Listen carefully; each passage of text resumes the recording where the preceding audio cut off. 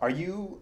Have we ever talked about? We've talked about communism, and the thing that always annoys me about people in our generation when they talk about communism, where they say that it's great in theory but doesn't work in practice. If you ask anybody, ask your sister right now. Go. Is your sister home? Probably. I want you to literally right now find your sister and ask her what she thinks of communism. I think my roommate is here. I can ask him. Sure. Wait, my prediction. I need to say a prediction before it works. The prediction is that he will say that it's great, but it doesn't work in practice, and he will list Russia and China as examples. And well, whatever. I'm supposed to ask you. Wait, what is the question? What do you think about communism? Okay. What do you think about communism? Okay. He was trying to predict how you're going to answer. Okay, is this for class or something? No. Oh, I'm just Skyping a friend. okay. Communism. Since I live in America, I have to say it's terrible and bad and horrible. Can you hear him? He said, because I live in America, I'm going to say it's terrible, bad, horrible. Yeah. Let's say, well, what do you think, not as an American, just as a person? He wants to know what you think as a person, not an American. Communism, I think, in theory, is like supposed to be, I want to say perfect, but kind of close to it's supposed to be, like in theory. I just don't think it would actually work because of human behavior. Like, I think people are like too selfish to let communism work and like work for the whole. You know? Yeah. Is that what you predicted? Yes. Yeah, he's laughing because that's exactly what he said. Thank you for playing. So yes. That's all I have to do. I'm sorry for bothering fine. Let me know if you have any more questions. So this is what our generation thinks. This is what everybody in our generation thinks. If you ask a total stranger, that is what they will say. Okay? And the ones who were raised in really pro-America households, like where better dead than red is a motto, they'll say that communism sucks. And then if you say, but think outside of the realm of traditionalism, they'll say it's great in theory, it doesn't work in practice. And that is annoying for me because, it's annoying anytime that everyone kind of reaches a common consensus on something that's reflective of the fact that they've never actually considered it. Like, everyone says the exact same thing, which means everyone is letting one other entity do all their thinking for them in this matter. If you think about communism and the fact that it's a totalitarian regime, that it makes really egregious sacrifices of liberty on the grounds of trying to get people to cooperate, then it's clear to me, at least, that it's not desirable even if it's working as intended. It's not just that it's a great theoretical thing that doesn't work because the mechanisms aren't tuned to human beings. Even if everything went according to plan, I still don't think it would be a desirable way of living. Also, I resent people calling it a great idea when, in my mind, great ideas necessarily must be implementable. Like, how do we solve world hunger? I'll just rub my magic genie lamp and then wish for there to be no more world hunger. What a great idea. It certainly would solve all the problems, but it's impossible. So maybe it doesn't deserve to be called great. Anyway, communism involves the complete elimination of private property, all kinds of private property. And you have no way of determining how your own life is going to be if you can't take the fruits of your labor and decide what you're going to take, what you're not going to take out of all the things that are available to you. You can't choose when you're going to work or what you're going to do. That's going to be assigned to you.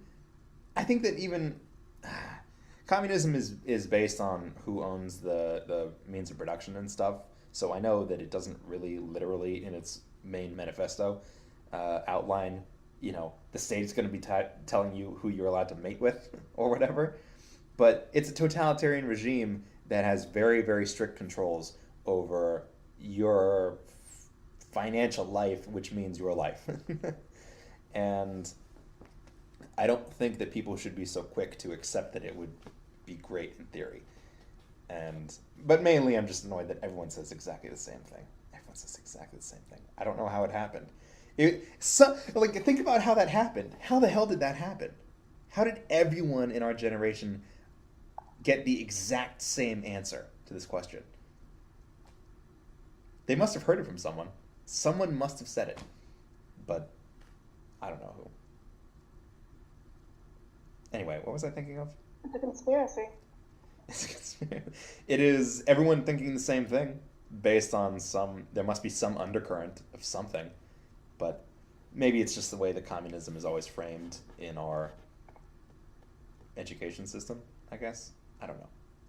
I'm tempted to say education, but it's so common across our entire generation. It's like, it's not just happening in one school, it's happening everywhere.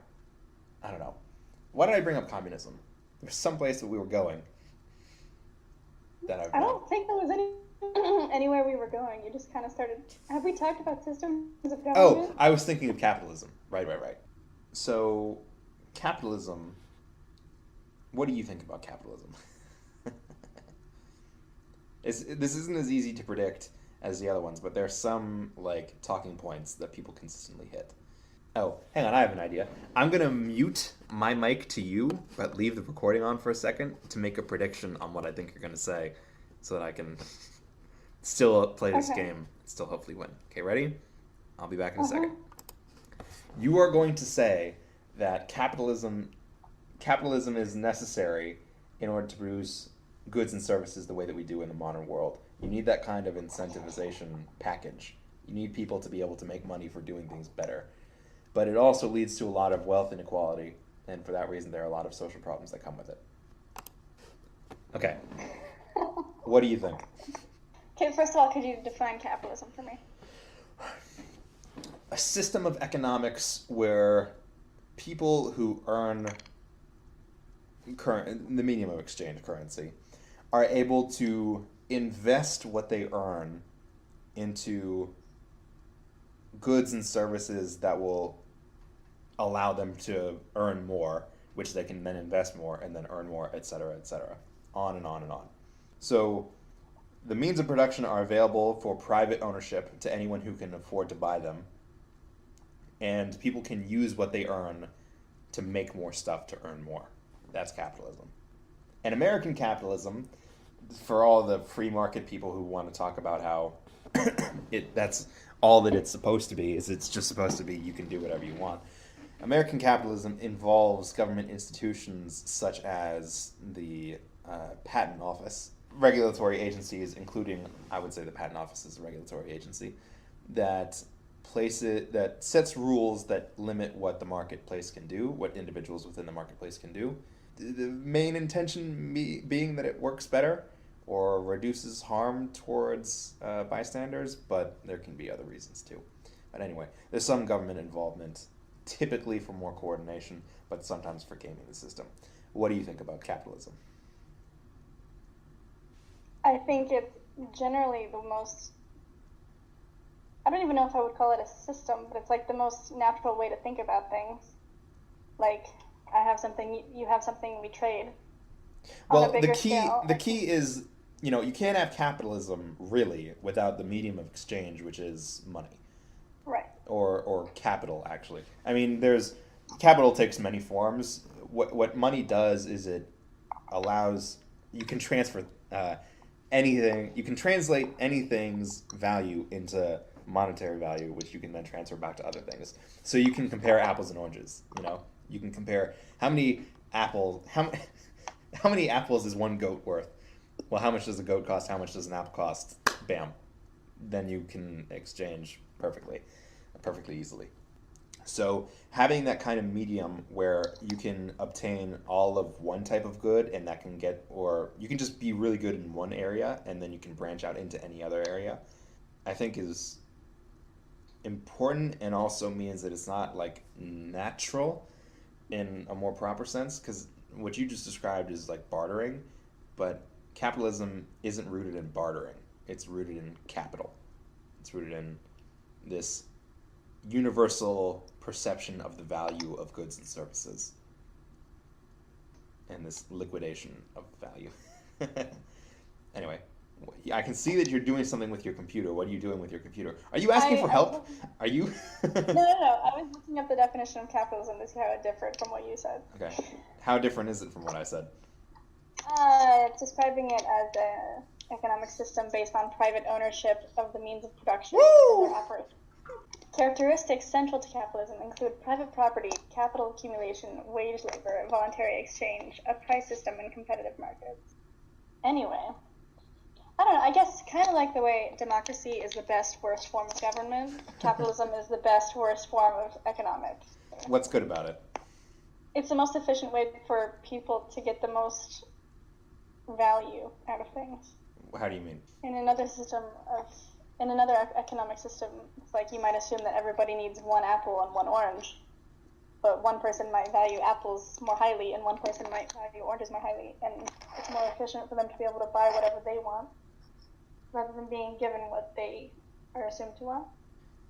Okay, so you're saying that people having capital means that they can use their judgment for which goods and services they think they can prioritize as they see fit.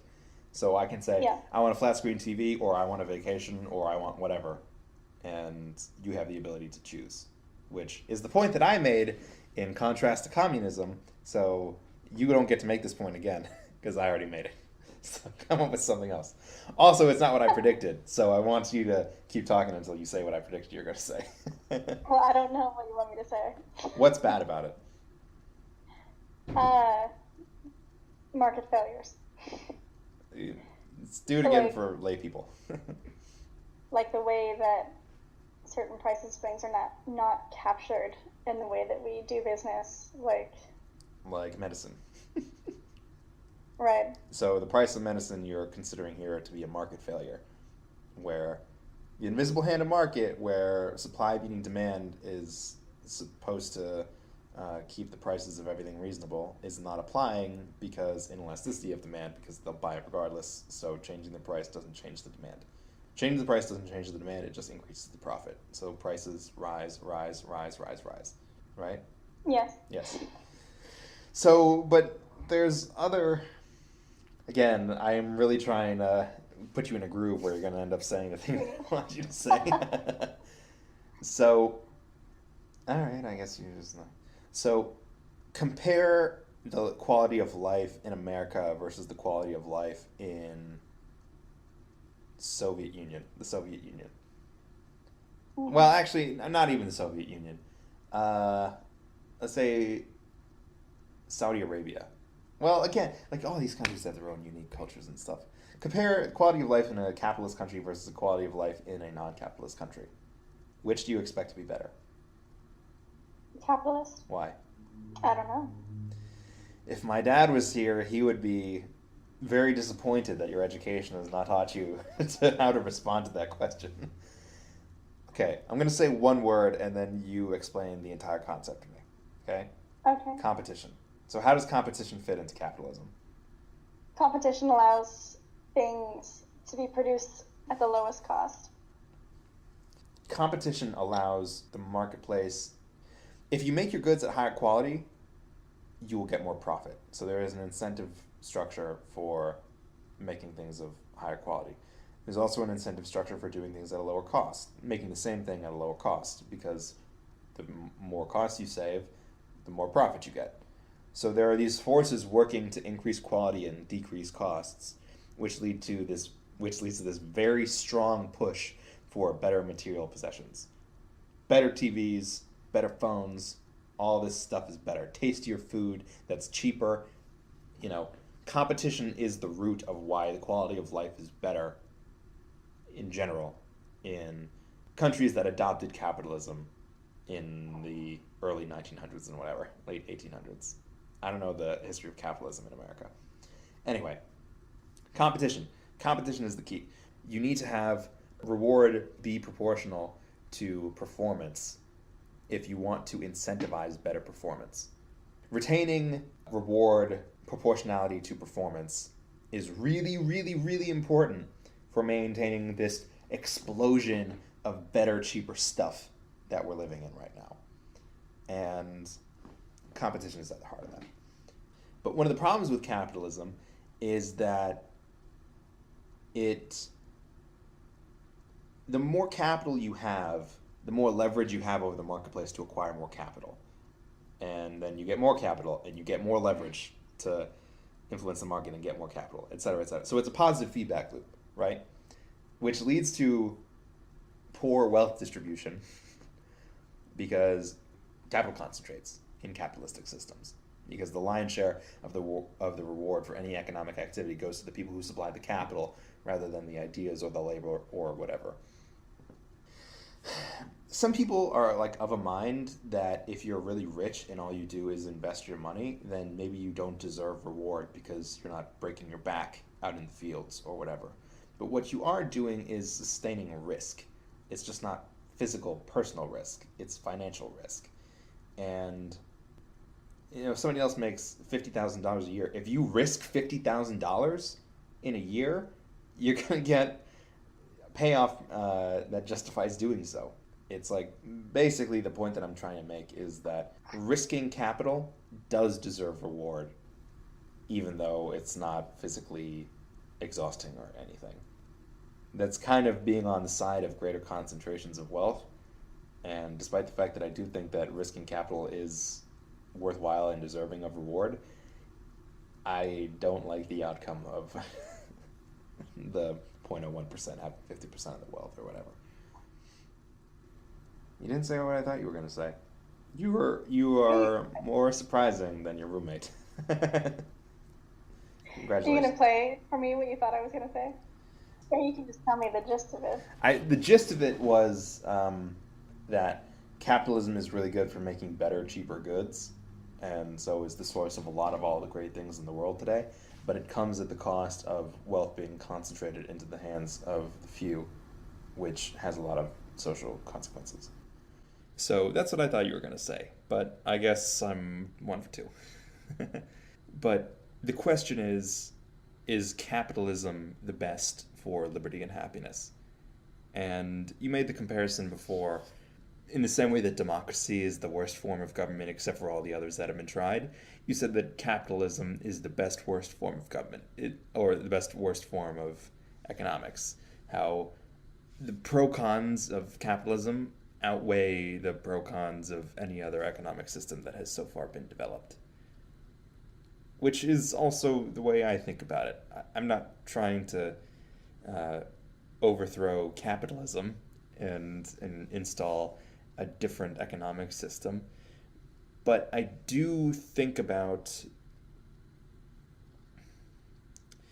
think that people who are really into capitalistic purity are kind of being simplistic when they think that just letting the free market do whatever is 100% of the time going to be the way towards more liberty and happiness.